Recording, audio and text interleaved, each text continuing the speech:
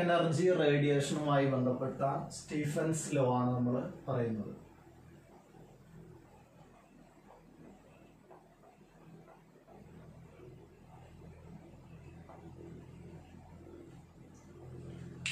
ഒരു ബോഡി, ആ ബോഡിയുടെ അബ്സല്യൂട്ട് ടെമ്പറേച്ചർ T ആണെങ്കിൽ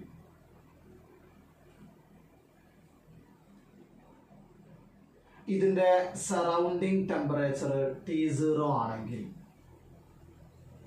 ഈ ബോഡിയിൽ നിന്ന് ഇങ്ങനെ പുറത്തോട്ട് എനർജി റേഡിയേറ്റ് ചെയ്യാം.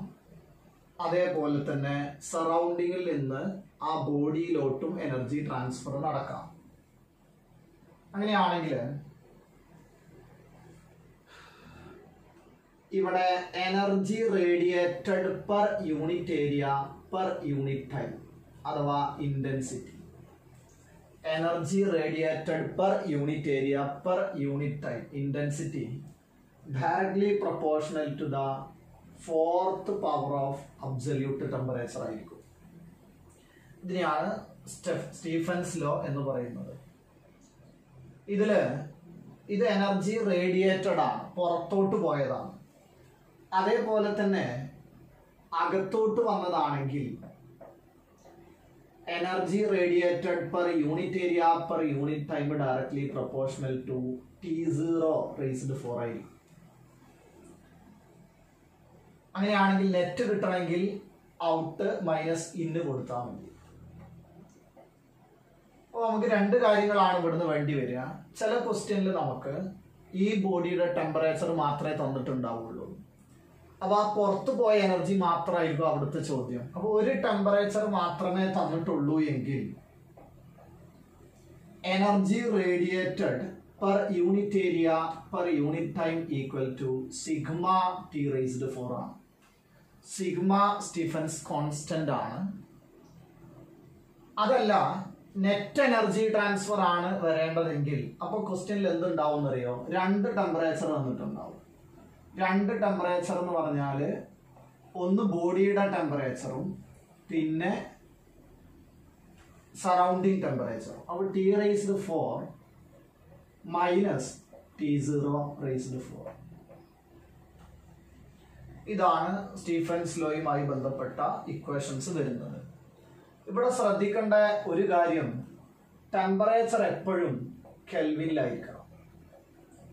കാരണം ഫോർത്ത് പവർ ആയതുകൊണ്ട് ഒരിക്കലും ഏതിൽ കൊടുക്കാൻ കഴിയില്ല, ഡിഗ്രി സെൽഷ്യസിൽ കൊടുക്കാൻ കഴിയില്ല. ഇനി മറ്റൊരു കാര്യം, ഇവിടെ ചിലപ്പോൾ നിങ്ങൾ ഇങ്ങനെ ഇക്വേഷൻ കാണും. നമ്മൾ ഈ ഇക്വേഷൻ എഴുതിയത് ബ്ലാക്ക് ബോഡി എന്ന് പറഞ്ഞാൽ ഐഡിയൽ ബോഡി എന്നുള്ള രീതിയിലാണ്. ഐഡിയൽ ബോഡി അല്ലെങ്കിൽ ടോട്ടൽ എനർജി റേഡിയേറ്റ് ചെയ്യാൻ കഴിയില്ല. അപ്പൊ അവിടെ ഒരു ഫ്രാക്ഷൻ വരും, ഇ എന്നുള്ള ഒരു സ്മോൾ ഇ വരും, എമിസീവ് പവർ. അത് ഐഡിയൽ ബോഡിക്ക് 1 ആയതുകൊണ്ടാണ് നമ്മൾ സിഗ്മ T റേസ്ഡ് 4. ആ ഇക്വേഷൻ നമുക്ക് ആവശ്യമില്ല. T റേസ്ഡ് 4ന്റെ പ്രൊപ്പോർഷണാലിറ്റി മാത്രം കിട്ടിയാൽ മതി. അപ്പൊ അങ്ങനെയാണെങ്കിൽ ഇതാണ് സ്റ്റീഫൻസ് ലോയുമായി ബന്ധപ്പെട്ട ഇക്വേഷൻസ്. ഇവിടെ ശ്രദ്ധിക്കേണ്ടത് ഇത്ര മാത്രമേ ഉള്ളൂ. ഒന്ന്, ആ ബോഡിയുടെ ടെമ്പറേച്ചർ മാത്രമാണ് തരുന്നതെങ്കിൽ energy radiated per unit area per unit time directly proportional to T raised 4 ആണ്. അപ്പൊ ഈ എനർജി മാത്രമായിരിക്കും ചിലപ്പോൾ കാണാനുണ്ടാവുക. AT ഒക്കെ കോൺസ്റ്റന്റ് ആയതുകൊണ്ട് ഈ directly proportional to T raised 4 എന്ന് കൊടുക്കാം. അല്ലെങ്കിൽ നെറ്റ് എനർജി ട്രാൻസ്ഫർ ആണെങ്കിൽ E by AT directly proportional to T raised 4 minus T0 raised 4 ആണ്.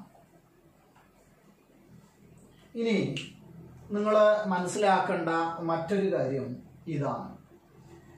ഇത് ശരിക്ക് ന്യൂട്ടൺസ് ലോ ഓഫ് കൂളിങ്ങിന്റെ ഏറ്റവും ഹയർ വേർഷനാണ്. വലിയ ടെമ്പറേച്ചറുകളാണെങ്കിൽ നമ്മളോട് ക്വസ്റ്റ്യൻ ഉണ്ടാവും, നമ്മൾ വലിയ ടെമ്പറേച്ചറുകളാണെങ്കിൽ അതിൻ്റെ ന്യൂട്ടൺസ് ലോ ഓഫ് കൂളിങ്ങിൻ്റെ പോലെ ചെയ്യാനാണെങ്കിൽ ഈ രീതിയിൽ ഉപയോഗിക്കണം. അപ്പോൾ നമ്മൾ അവിടെ energy by time directly proportional to ഒരു ടെമ്പറേച്ചർ പറഞ്ഞിട്ടുണ്ടാവും, മറ്റൊരു ടെമ്പറേച്ചർ പറയുമ്പോൾ ഇതേപോലത്തെ ഒരു ഇക്വേഷൻ കൂടെ എഴുതിയിട്ടാണ് പോവുക. അപ്പോൾ അത് നമുക്ക് എക്സാമ്പിളിൽ വേറെ നോക്കാം. ഇനി ഇതിൽ നിന്ന് നമുക്ക് എന്ത് ചെയ്യണം? Newton's law of cooling derive ചെയ്ത് വരികയാണെങ്കിൽ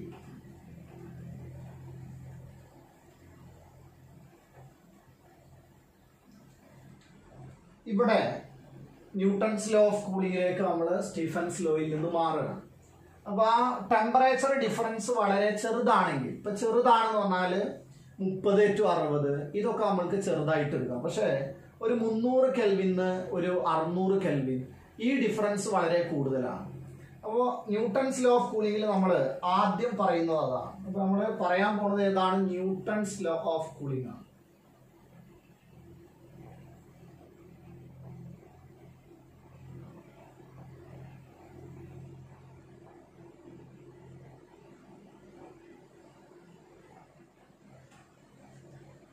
ന്യൂട്ടൺസ് ലോ ഓഫ് കൂളിംഗിൽ ആദ്യം നമ്മൾ ശ്രദ്ധിക്കേണ്ടത്, ഇപ്പോ ഞാനൊരു ടെമ്പറേച്ചർ പറഞ്ഞു 600 കെൽവിന് കൂൾ ചെയ്തിട്ട് 300 കെൽവിൻ വരെ എത്തി എന്നുള്ള ഒരു കേസ് വന്നാൽ സ്റ്റീഫൻസ് ലോ ആണ് ഉപയോഗിക്കേണ്ടത്. എന്നാൽ നേരെ തിരിച്ച് ഒരു 60 കെൽവിൻ അല്ലെങ്കിൽ 60 ഡിഗ്രി സെൽഷ്യസ് 30 ഡിഗ്രി സെൽഷ്യസ് ആയി എന്ന് പറയുമ്പോൾ അപ്പോഴാണ് ന്യൂട്ടൺസ് ലോ ഓഫ് കൂളിംഗ് ഉപയോഗിക്കുക.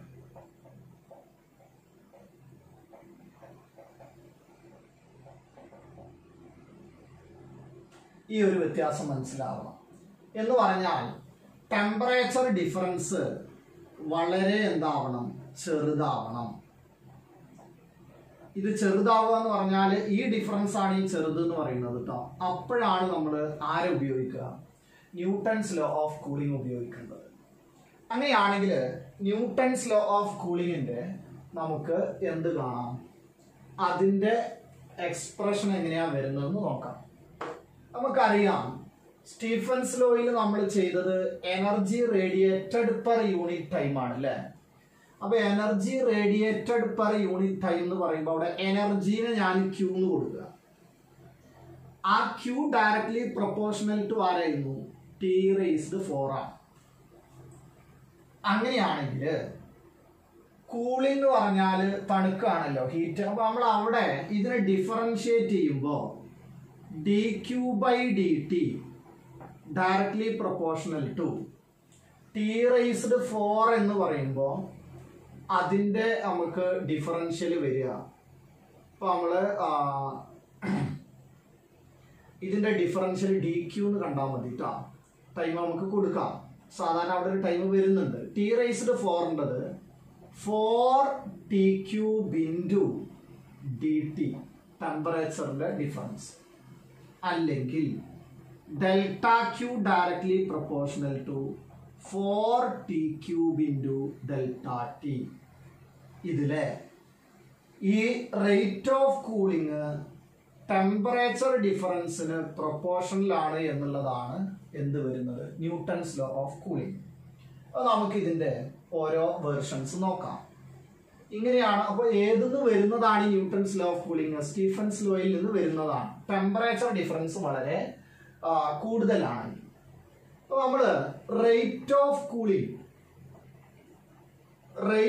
കൂളിംഗ് എന്ന് പറഞ്ഞാൽ അത് തണുക്കാണ് എന്നുള്ളത് കൊണ്ട് നമ്മൾ അതിനെ -dQ/dt എന്നാണ് കാണിക്കുക.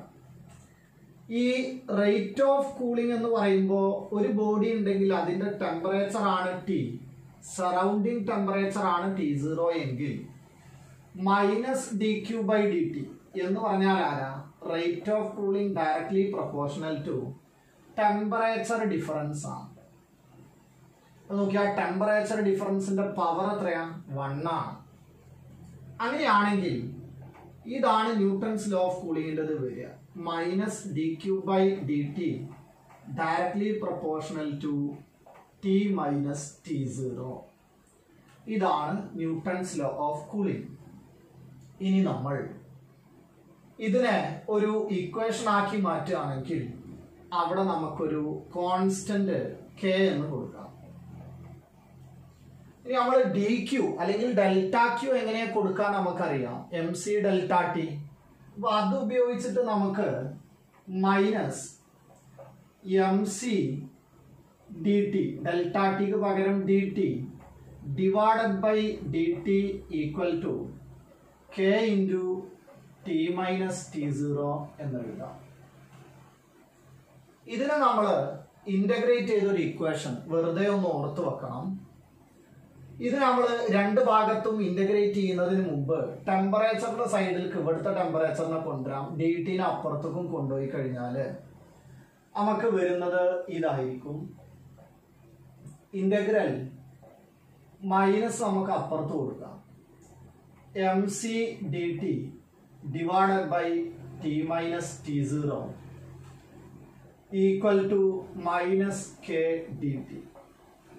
ഇതിന്റെ ലിമിറ്റ്, ഇത് കൂൾ ചെയ്യുന്ന ടെമ്പറേച്ചർ T1 ടു T2 ആണെന്ന് കരുതുക. ടൈമിന്റെ ലിമിറ്റ് 0 ടു t ആണെങ്കിൽ ഇവിടെ നമ്മളിത് അപ്ലൈ ചെയ്ത് കഴിഞ്ഞാൽ വരുന്നത് mc എന്ന് പറയുന്നത് കോൺസ്റ്റന്റ് ആണ്. അപ്പുറത്തൊരു k ഉണ്ട് കോൺസ്റ്റന്റ്. അപ്പൊ ആ k എന്നുള്ളത് mc കോൺസ്റ്റന്റ് ആവാം, അല്ലാതിരിക്കാം, മാറും ചെയ്യാം കേട്ടോ. ക്വസ്റ്റ്യനിൽ വരുന്ന ഞാൻ പറയാം. ഇപ്പൊ mc കോൺസ്റ്റന്റ് ആണെങ്കിൽ dt ബൈ ടിന്റെ ഇന്റഗ്രൽ ലോഗ് ടി ആയിരിക്കും. അപ്പോ ലോഗ് ടി മൈനസ് t0 ലിമിറ്റോ t1 to t2 equal to, അവിടെ k നമ്മൾ ആദ്യം കൊടുത്തിട്ടുണ്ട് അല്ലേ. അപ്പൊ ആ മൈനസ് k dt എന്നുള്ളതിന് മൈനസ് k t എന്നാണ് ഇന്റഗ്രേറ്റ് ചെയ്താൽ വരിക, ലിമിറ്റ് കൊടുത്താൽ. അടുത്തത് ഇതിനെ ഞാൻ ഇവിടുത്തെ ഒരു പോർഷൻ ഒന്ന് ജസ്റ്റ് വായിക്കുകയാണ്. നിങ്ങൾക്ക് ആ ലാസ്റ്റ് ഇക്വേഷൻ ഒന്ന് മനസ്സിലുണ്ടായാൽ മാത്രം മതി. അങ്ങനെയാണെങ്കിൽ mc ഇൻറ്റു ഇവിടെ നമ്മൾ അപ്ലൈ ചെയ്യുമ്പോൾ t2 എന്ന് അപ്ലൈ ചെയ്താൽ log t2 minus t0 divided by log t2 minus t1 ആണ്, ലോഗ് a ബൈ b ആവും. t1 minus t0 equal to minus kt.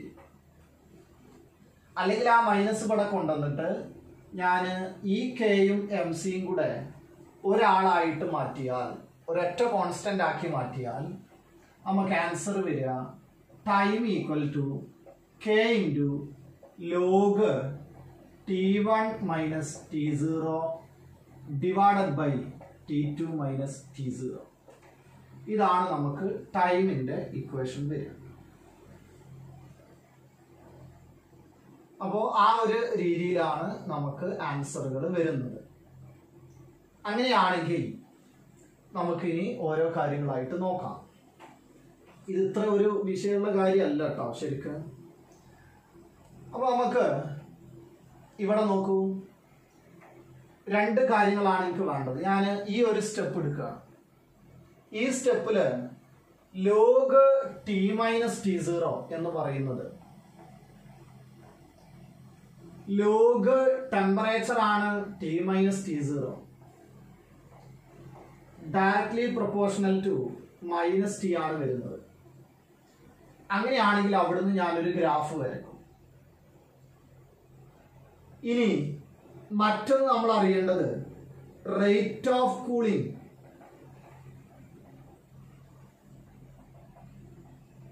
Directly proportional to temperature difference ആണ് വരുന്നത്. ആ ടെമ്പറേച്ചർ ഡിഫറൻസ് എന്ന് പറയുമ്പോൾ ടി മൈനസ് t0 എന്നാണ്. അപ്പോൾ നമുക്ക് രണ്ട് ഗ്രാഫുകൾ വരയ്ക്കണ സമയത്ത് ഒന്ന് ദാ ഇങ്ങനെ,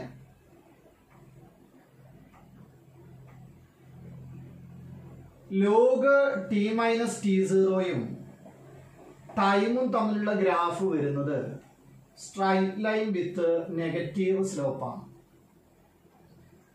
അടുത്തത് വരുന്നത് ഇവിടെ ഈ ടെമ്പറേച്ചർ ഡിക്രീസ് ചെയ്യുന്നത്, ഇവിടുന്ന് ഞാൻ ടെമ്പറേച്ചറിന്റെ ഇക്വേഷൻ ഉണ്ടാക്കുകയാണെങ്കിൽ ഇവിടെ നമ്മൾ ആന്റിലോഗ് എടുത്താൽ e റൈസ്ഡ് മൈനസ് kt എന്നാ വരിക. അങ്ങനെയാണെങ്കിൽ ആ ബോഡിയുടെ ടെമ്പറേച്ചറും ടൈമും തമ്മിലുള്ള റിലേഷൻ ഗ്രാഫ് വരക്കുകയാണെങ്കിൽ ആരൊക്കെയാണ് നമ്മൾ എടുത്ത ഗ്രാഫുകൾ? ഒന്ന്, ആ ബോഡിയുടെ ടെമ്പറേച്ചറും പിന്നെ ടൈമും റേറ്റ് ഓഫ് കൂളിംഗ്, അത് എക്സ്പോണൻഷ്യലി ഡിക്രീസിംഗ് ആണ്. അടുത്തത് റേറ്റ് ഓഫ് കൂളിംഗും ഡെൽറ്റ ടിയും. അങ്ങനെ തന്നെ നേരിട്ട് ഗ്രാഫ് ചോദിച്ചാൽ ഒന്ന് റേറ്റ് ഓഫ് കൂളിംഗ് ആണ്, പിന്നെ ടെമ്പറേച്ചർ ഡിഫറൻസ് ആണെങ്കിൽ അത് ഡയറക്ട്ലി പ്രൊപ്പോർഷണലാണ്. ഇങ്ങനെയാണ്. അപ്പൊ 3 ഗ്രാഫുകൾ, അത് ഓരോന്നും തരം തിരിച്ച് നോക്കാം. ലോഗ് ടി മൈനസ് ടി സീറോയും ടൈമും സ്ട്രൈറ്റ് ലൈൻ വിത്ത് നെഗറ്റീവ് സ്ലോപ്പാണ്. ബോഡിയുടെ ടെമ്പറേച്ചറും ടൈമും തമ്മിൽ എക്സ്പൊണൻഷ്യലി ഡിക്രീസിങ് ആണ്. റേറ്റ് ഓഫ് കൂളിങ്ങും ടെമ്പറേച്ചർ ഡിഫറൻസും ഡയറക്ട്ലി പ്രൊപ്പോർഷണലാണ്. അപ്പോൾ നിങ്ങൾ എന്ത് ചെയ്യണം എന്നറിയോ? ആരൊക്കെ തമ്മിലാണ് എന്നുള്ളത് നോക്കി വെക്കണം. ഒന്ന് ലോഗ് ടി മൈനസ് ടി സീറോയും ടൈമും, അടുത്തത് ബോഡിയുടെ ടെമ്പറേച്ചറും ടൈമും, അടുത്തത് റേറ്റ് ഓഫ് കൂളിങ്ങും ടെമ്പറേച്ചർ ഡിഫറൻസും. അത് വെച്ചിട്ടാണ് നമ്മൾ ഗ്രാഫ് വരയ്ക്കുന്നത്. അപ്പോൾ ഈ ഗ്രാഫ് പറയാൻ വേണ്ടിയിട്ടാണ് ഞാനിപ്പോൾ അത്രയും പറഞ്ഞത്. പക്ഷേ നമുക്ക് ഇതിൻ്റെ ആവശ്യമില്ല. റേറ്റ് ഓഫ് കൂളിങ്ങിൻ്റെ നിങ്ങൾ ചെയ്യേണ്ട രീതി ഇങ്ങനെയാണ്. നമ്മൾ ആ ലോഗുള്ള ഇക്വേഷൻ വെച്ചിട്ടല്ല റേറ്റ് ഓഫ് കൂളിങ്ങിൻ്റെ ക്വസ്റ്റ്യൻസ് ചെയ്യാം. റേറ്റ് ഓഫ് കൂളിങ്ങിൻ്റെ ക്വസ്റ്റ്യൻ ചെയ്യുന്ന സമയത്ത് ഇതാ ഇങ്ങനെയാണ്. ഒരു ബോഡി ഉണ്ട്, അതിൻ്റെ ഇനീഷ്യൽ ടെമ്പറേച്ചർ T1 ആണ്, സറൗണ്ടിങ് ടെമ്പറേച്ചർ T0 ആണ്. ഇത് കൂൾ ചെയ്തിട്ട് ആ ബോഡിയുടെ ടെമ്പറേച്ചർ ആദ്യം നോക്കൂ ഒരു T2 ആയി. അതിനെടുത്ത സമയം ഒരു T1 ആണ്. ഈ അടുത്തത് നമ്മൾ ചെയ്യുന്ന നേരത്തെ നമുക്ക് ഇങ്ങനെ 4 കാര്യങ്ങൾ തരും. T3 എന്ന ടെമ്പറേച്ചറിന്ന് ഈ ടെമ്പറേച്ചർ T4 ആയിട്ട് കുറഞ്ഞപ്പോൾ ടൈം T2 ആണ്. അപ്പോഴും സറൗണ്ടിങ് ടെമ്പറേച്ചർ ആരാണ്? T0 ആണ്. ഇങ്ങനത്തെ കേസുകളാണ് നമുക്ക് ക്വസ്റ്റ്യൻ ആയിട്ട് വരിക. ആ സമയത്ത് minus D Q by D T നമ്മൾ അവിടുന്ന് തുടങ്ങുക. Minus D Q by D T directly proportional to temperature difference ആണ്. അപ്പൊ ടെമ്പറേച്ചർ ഡിഫറൻസ് എന്ന് പറഞ്ഞാൽ ഇപ്പൊ ഇവിടെ ഒരൊറ്റ കേസിൽ തന്നെ 2 ടെമ്പറേച്ചർ തന്നു. അപ്പൊ നമ്മൾ ഇതിന്റെ ആവറേജ് എടുക്കും. ചെയ്യണത് നോക്കുക. ഈ ഡി ക്യൂല് എം സി ഡെൽറ്റ ടി ആണ്. എം സി ഡെൽറ്റ ടി എന്ന് പറയുമ്പോൾ എം സി കോൺസ്റ്റന്റ് ആണെങ്കിൽ ഈ മാസുകൾ മാറുന്നില്ല, ആ ബോഡി മാറുന്നില്ലെങ്കിൽ എം സി കോൺസ്റ്റന്റ് ആണ്. അപ്പോ ഇവിടെ ഒരു ഡെൽറ്റ ടി വരും. ആ ഡെൽറ്റ ടി ആരാന്നറിയോ? ആദ്യത്തെ കേസിലെ temperature difference T1 minus T2 whole divided by time എടുത്തത് T1 ആണ്. അടുത്ത കേസിലോ T3 minus T4 whole divided by അതിനെടുത്ത ടൈമോ T2. ഇനി അപ്പുറത്തൊരു ടെമ്പറേച്ചർ ഡിഫറൻസ് ഉണ്ട്. ഇത് എം സി ഡെൽറ്റ ടിയിലെ ടെമ്പറേച്ചർ ഡിഫറൻസ് ആയത്. അത് ഏത് ടെമ്പറേച്ചറിന്ന് എവിടേക്ക് പോയി എന്നാണ്. ഇനി അപ്പുറത്ത് വരുന്ന ഡെൽറ്റ ടി എന്ന് പറയുന്നത് temperature difference between body and the surrounding ആണ്. അത് ഈ കേസിൽ ആദ്യത്തെ കേസിൽ ഇതിന്റെ average temperature T1 plus T2 by 2 ആണ്. മൈനസ് സറൗണ്ടിങ് ടെമ്പറേച്ചർ എത്രയാണ്? T0. ഇവിടെ വരിക T3 plus T4 by 2 minus T0. ഇതങ്ങോട്ട് ഡിവൈഡ് ചെയ്താണ്. ഇതാണ് ന്യൂട്ടൺസ് ലോ ഓഫ് കൂളിംഗ് ചെയ്യാനുള്ള ഇക്വേഷൻ വരിക. അപ്പോൾ ഞാൻ ഇതൊക്കെ വായിച്ചിട്ട് ക്വസ്റ്റ്യൻ ഒന്നും കൂടെ പറയുകയാണ്. ഒരു ബോഡിയുടെ ടെമ്പറേച്ചർ T1 മുതൽ T2 വരെ എത്താൻ സ്മോൾ T1 ആണ് സമയം എടുക്കുന്നത്. T1 മുതൽ T2 വരെ എത്താൻ എടുക്കുന്ന സമയം സ്മോൾ T1 ആണ്. T3 മുതൽ T4 വരെ എത്താൻ എടുക്കുന്ന സമയം സ്മോൾ T2 ആണ്. സറൗണ്ടിങ് ടെമ്പറേച്ചർ T0 ആണെങ്കിൽ ആദ്യം എം സി ഡെൽറ്റ ടിയിലെ delta T T1 minus T2 whole divided by T1. അടുത്ത കേസിൽ T3 minus T4 whole divided by T2 equal to ഈ അപ്പുറത്തെ ഡെൽറ്റ ടി എന്ന് പറഞ്ഞാൽ സറൗണ്ടിങ് ടെമ്പറേച്ചർ ആയിട്ട് അതിനകത്ത് ആവറേജ് എടുക്കണം. T1 plus T2 by 2 minus T0 whole divided by T3 plus T4 by 2 minus T0. ഇതാണ് നമ്മുടെ ന്യൂട്ടൺസ് ലോ ഓഫ് കൂളിംഗിന്റെ ഇക്വേഷൻ ആയിട്ട് വരുന്നത്. ഇവിടെ നമ്മൾ ശ്രദ്ധിക്കേണ്ട ഒരു കാര്യം, ടെമ്പറേച്ചർ ഒക്കെ ഡിഗ്രി സെൽഷ്യസിൽ കൊടുത്താൽ മതി. കാരണം നമ്മൾ എന്ത് ചെയ്തു, ഈ ക്വസ്റ്റ്യൻ ചെയ്തു വന്നത് എവിടുന്നാന്ന് നോക്കിയാൽ മതി. അത് നമ്മൾ ചെയ്തു വന്നത് ഡെൽറ്റ ടിയിൽ നിന്നാണ്. അപ്പൊ നമുക്ക് ടെമ്പറേച്ചർ ഒക്കെ ഡിഗ്രി സെൽഷ്യസിൽ കൊടുത്താൽ മതി. നമ്മൾക്കൊരു എക്സാമ്പിൾ ചെയ്ത് നോക്കാം. ഇവിടെ ഒരു 90 ഡിഗ്രി സെൽഷ്യസ് നിന്ന് 70 ഡിഗ്രി സെൽഷ്യസ് ആവാൻ എടുത്ത സമയം 5 മിനിറ്റാണ്. അങ്ങനെയാണെങ്കിൽ 80 ഡിഗ്രി സെൽഷ്യസ് നിന്ന് ഇത് എന്തായി മാറാൻ, ഒരു 60 ഡിഗ്രി സെൽഷ്യസ് ആയിട്ട് മാറാൻ എത്രയാണ് ടൈം എടുക്കുക? സറൗണ്ടിങ് ടെമ്പറേച്ചർ ഒരു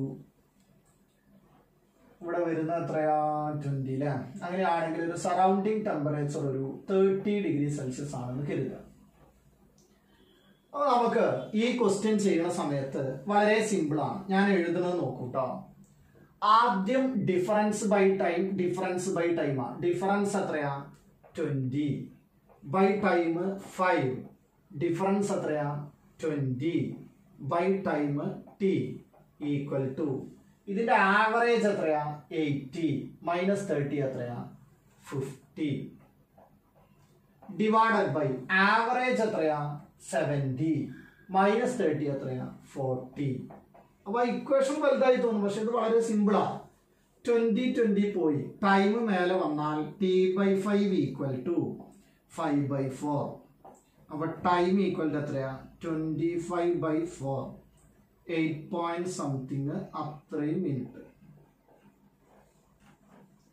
അപ്പൊ ആ രീതിയിൽ തന്നെ പെട്ടെന്ന് എടുത്ത് ചെയ്യണം. നമ്മൾ ആ ഇക്വേഷൻ ഒന്നും എഴുതാൻ നിൽക്കരുത്. നമ്മൾക്ക് തന്ന ടൈമുകൾ ഏതൊക്കെയാണ് ടെമ്പറേച്ചറുകൾ എന്ന് നോക്കുക. അത് നോക്കിയിട്ട് ഇങ്ങനെ ചെയ്തു പോവാണ് വേണ്ടത്. ഇപ്പോ ഞാനിത് അടുത്തൊരു കേസ് പറയാം. 100 ഡിഗ്രി സെൽഷ്യസ് നിന്ന് 90 ഡിഗ്രി സെൽഷ്യസ് ആവാൻ ടൈം എടുക്കുന്നത് ഒരു 10 മിനിറ്റ് ആണെന്ന് കരുതുക. 10 സെക്കൻഡ് ആയിക്കോട്ടെ. അടുത്തത് ഇത് 80 ഡിഗ്രി സെൽഷ്യസ് നിന്ന് ഇതിൻ്റെത് 70 ഡിഗ്രി സെൽഷ്യസ് ആവാൻ എടുക്കുന്ന ടൈം എത്രയാന്നാണ് കാണേണ്ടത്. സറൗണ്ടിങ് ടെമ്പറേച്ചർ ഒരു 25 ഡിഗ്രി സെൽഷ്യസ് ആണെങ്കിൽ ആദ്യം നോക്കൂട്ടോ. ഡിഫറൻസ് എത്രയാ, 10 ബൈ ടൈം എത്രയാ, 10. ഡിഫറൻസ് എത്രയാ, 10 ബൈ ടൈം എത്രയാ, t. ആവറേജ് എത്രയാ, 95 മൈനസ് 25 എത്രയാ, അപ്പൊ നമുക്ക് വരുന്നത് 70 ആയിരിക്കും. ഡിവൈഡഡ് ബൈ ആവറേജ് എത്രയാ, 75 മൈനസ് 25 50. അപ്പൊ നമുക്ക് വരുന്നത് t ഈക്വൽ ടു 7/5 സെക്കൻഡ് എന്നാണ്. ഇങ്ങനെയാണ് നമ്മൾ ന്യൂട്ടൺസ് ലോ ഓഫ് കൂളിംഗ് ചെയ്ത് തീർക്കുക. വളരെ സിമ്പിൾ ആയിട്ടുള്ള കാര്യങ്ങളാണ്. ശ്രദ്ധിക്കേണ്ടത് ഇത്രയേ ഉള്ളൂ. ടെമ്പറേച്ചർ ഡിഫറൻസ് ചെറുതായാലേ നമുക്ക് ന്യൂട്ടൺസ് ലോ ഓഫ് കൂളിംഗ് ഉപയോഗിക്കാൻ പറ്റുള്ളൂ. അല്ലെങ്കിൽ ഏത് ഉപയോഗിക്കണം, സ്റ്റെഫൻസ് ലോ നമ്മൾ ഉപയോഗിച്ചിട്ടേ ചെയ്യാൻ പാടുള്ളൂ. അപ്പൊ നമ്മൾ ആ രീതിയിൽ t⁴ - t⁴ വരും. അങ്ങനെയാണെങ്കിൽ മറ്റൊരു കാര്യം ഇതുമായി ബന്ധപ്പെട്ട് വരുന്നതാണ് വെയിൻസ് ഡിസ്പ്ലേസ്മെന്റ് ലോ.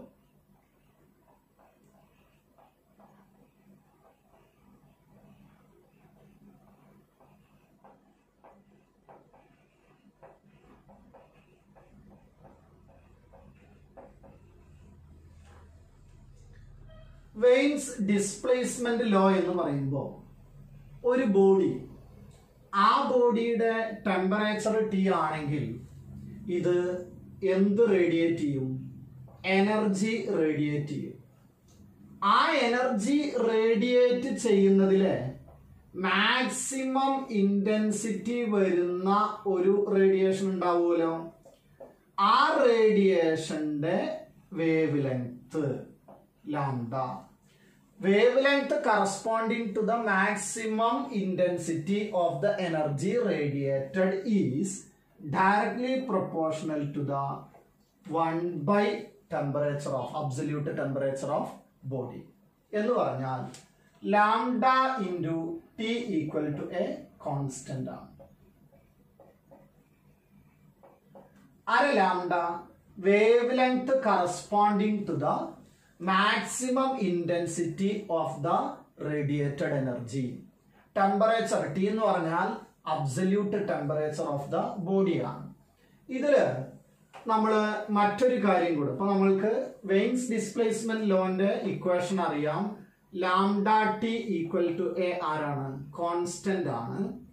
അല്ലെങ്കിൽ ഇത് നമ്മൾക്ക് ഇങ്ങനെ യൂസ് ചെയ്യേണ്ടതായിട്ട് വരും. ലാംഡ 1 T1 ഈക്വൽ ടു ആരാണ്? ലാംഡ 2 T2 എന്ന് യൂസ് ചെയ്യേണ്ടി വരും. ഇനി നമുക്ക് ഇതിന്റെ കൂടെ തന്നെ മനസ്സിലാക്കേണ്ട ഒരു കാര്യമാണ് എന്തെന്നറിയോ? ഇതിന്റെ ഗ്രാഫ് മാക്സിമം എനർജി റേഡിയേറ്റഡും ലാംഡയും തമ്മിലുള്ള ഗ്രാഫ് തരും. അങ്ങനെ തരുന്ന സമയത്ത് ഇതാണ് മാക്സിമം എനർജി. ഇതാ ഞാൻ അടുത്തൊരു ഗ്രാഫ് ഇതാ ഇങ്ങനെ വരച്ചു, അടുത്തൊരു ഗ്രാഫ് ഇതാ ഇങ്ങനെ വരച്ചാൽ നോക്ക്, അങ്ങോട്ട് നീങ്ങിയില്ലേ? അങ്ങോട്ട് റൈറ്റിലേക്ക് നീങ്ങി കഴിഞ്ഞാൽ എന്താ സംഭവിക്കണമെന്ന് നോക്കണം. ഈ ഒന്നാമത്തെ റേഡിയേഷൻ ടെമ്പറേച്ചർ T1 ആണ്, രണ്ടാമത്തെ റേഡിയേഷന്റെ ടെമ്പറേച്ചർ T2 ആണ്, മൂന്നാമത്തെ റേഡിയേഷന്റെ ടെമ്പറേച്ചർ T3 ആണെങ്കിൽ മാക്സിമം ഇന്റൻസിറ്റിയുമായി ബന്ധപ്പെട്ടതാണ് ലാംഡ 1 എടുക്കേണ്ടത്. ഇതിന്റെ മാക്സിമം വരുന്നതാണ് ലാംഡ 2. ഇതിന്റെ മാക്സിമം ആണ് ആര്? ലാംഡ 3 എങ്കിൽ നമുക്ക് ആ ഗ്രാഫ് ഒന്ന് മനസ്സിലാവും. Lambda 1 less than lambda 2 less than lambda 3 ആണ്.